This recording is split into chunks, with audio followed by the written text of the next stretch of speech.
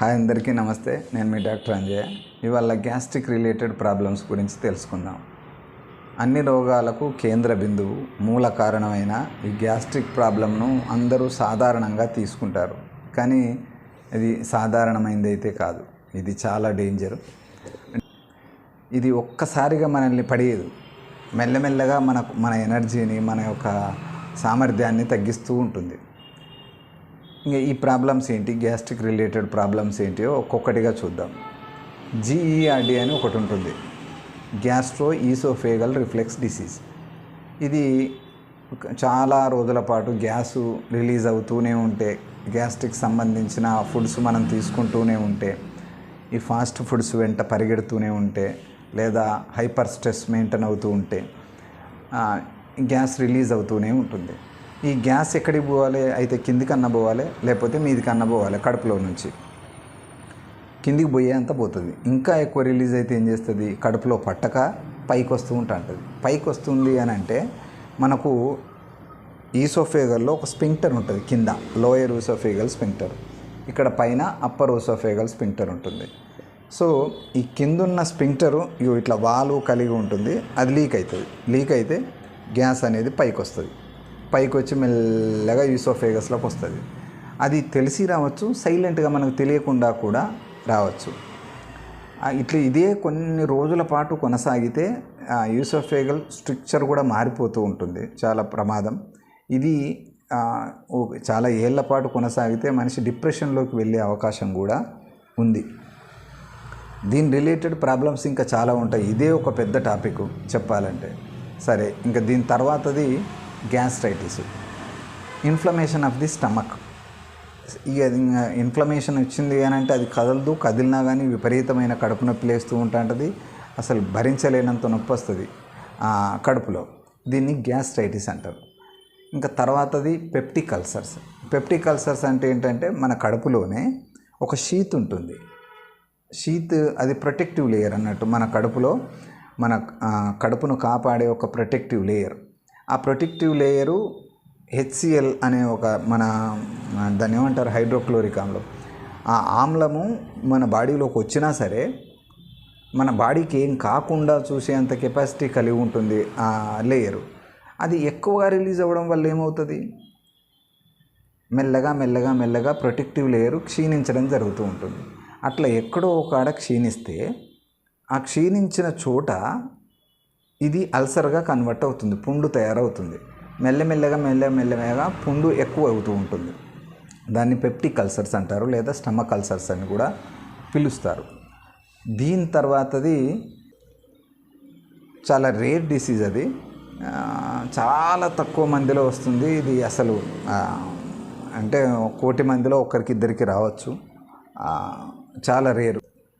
జోలింజర్ Ellison syndrome అని ఒకటి ఉంటుంది. ఏంటి దీని క్యారెక్టరిస్టిక్స్ ఏంటంటే, ఇప్పుడు 1 or more ట్యూమర్స్ ఫామ్ అవుతాయి. అంటే ట్యూమర్స్ అంటే కంతులు లాంటివి ఫామ్ అవుతాయి. ఎక్కడ? ప్యాంక్రియాస్ ఉంటుంది కదా, మనం దాన్ని మన భాషలో చేదు అని పిలుస్తాము, క్లోమం అని పిలుస్తాము. తెలుగులో చేదు అంటాము. మామూలుగా గొర్రెలకు మేకలకు కోసేటప్పుడు ఇది చేదు సంథింగ్ ఇది అని చెప్తూ ఉంటాం. ప్యాంక్రియాస్ అంటాం దాన్ని. దాని దగ్గర కావచ్చు, పేగుల దగ్గర కావచ్చు, చిన్న పేగుల దగ్గర కావచ్చు 1 or more ట్యూమర్స్ ఫామ్ అవుతాయి. ఈ ట్యూమర్స్ ఫామ్ అయ్యి ఏం చేస్తాయి అంటే గ్యాస్ట్రిన్ అనే హార్మోన్ను విపరీతంగా రిలీజ్ చేస్తాయి. గ్యాస్ట్రిన్ అనే హార్మోన్ విపరీతంగా మన బాడీలోకి వస్తూ అంటే విపరీతంగా గ్యాస్ తయారవుతూ ఉంటుంది. ఇంకా అసలు భరించలేనంత గ్యాస్ తయారవుతుంటుంది. ఆ ట్యూమర్స్ని తీసేయడం తప్ప వేరే మార్గం ఉండకపోవచ్చు. అది ఓకే, దాన్ని గ్యాస్ట్రో ఎంటరాలజిస్ట్ చూసుకుంటారు. అది మన టాపిక్ కాదు, మన సబ్జెక్ట్ కాదు. ఇంకా నెక్స్ట్ కాన్స్టిపేషన్, మలబద్ధకం కూడా ఉంటుంది. మలబద్ధకం, దొడ్డికి సరిగ్గా మూత్రం ఓకే ఉంటుంది, కానీ దొడ్డికి మాత్రం గట్టిగా రావడం జరుగుతుంది. దీంతో కూడా 2-3 కాంప్లికేషన్స్, ఫిస్టులా కానీ, పైల్స్ కానీ, ఫిషర్స్ కానీ, ఇవి యానల్ కెనాల్ దగ్గర ఇవి రావడం జరుగుతూ ఉంటుంది. ఇంకా ఇన్ఫ్లమేటరీ బవెల్ సిండ్రోమ్ అని ఒకటి ఉంటుంది, అది వస్తుంది. ఇట్లా 10-15 రోగాలు రిలేటెడ్గా ఉన్నాయి. కానీ వీటి వల్ల ఎన్ని రోగాలు వస్తాయో శరీరంలో అన్నీ వస్తాయి. అసలు అన్ని రోగాలకు మూలమైన కేంద్ర బిందువు ఏదన్నా ఉంది అంటే గ్యాస్ట్రికే. నేను ఒకసారి హైదరాబాద్లో ఉన్నప్పుడు ఏషియన్ ఇన్స్టిట్యూట్ ఆఫ్ గ్యాస్ట్రోఎంట్రాలజీ హాస్పిటల్కి వెళ్ళాను. ఒక అవసరం ఉండింది, ఫ్రెండ్కు ఇట్లా ప్రాబ్లం ఉండిందంటే వెళ్ళాను. వెళ్ళి చూస్తే అక్కడ సమ్మక్క సారక్క జాతర ఎట్లా ఉంటుందో అట్లా ఉన్నారు జనాలు. పానీపూరి బండి వాళ్ళ కడుపులో నాకు కనిపిస్తుంది, సమోసాలు కనిపిస్తున్నాయి, ఇది ఫాస్ట్ ఫుడ్ సెంటర్స్ కనిపిస్తున్నాయి, పొగాకు వస్తువులు, ఆల్కహాలు, కూల్ డ్రింక్స్, ఆలుగడ్డ, క్యాబేజీ, అరగని పదార్థాలు, ఈవెన్ రాత్రిపూట కార్ను, రాత్రిపూట విపరీతమైన మీట్ కన్సంప్షన్, ఇదంతా వాళ్ళ కడుపులో నాకు కనిపిస్తున్నట్టు అనిపించేసింది. అంటే ఏవైతే మనల్ని బాధ పెడుతున్నాయో వాటిని మనిషి ఎందుకు కన్జ్యూమ్ చేస్తున్నాడు అని అంటే రుచి కోసం, కేవలం నాలుక కోసం రుచి కోసం శరీరాన్ని త్యాగం చేసే స్థితికి దిగజారుతున్నాడు మనిషి. అంటే ప్లెజర్కి ఎంత లొంగిపోతున్నాడో గుర్తుంచుకోండి. సో మనం బాగుండాలి అని అనుకున్నప్పుడు ఫస్ట్ మన బాడీ బాగుండాలి. మన బాడీ బాగలేనప్పుడు నీకు ఎన్ని ఉన్నా సౌకర్యంగా ఉండలేము.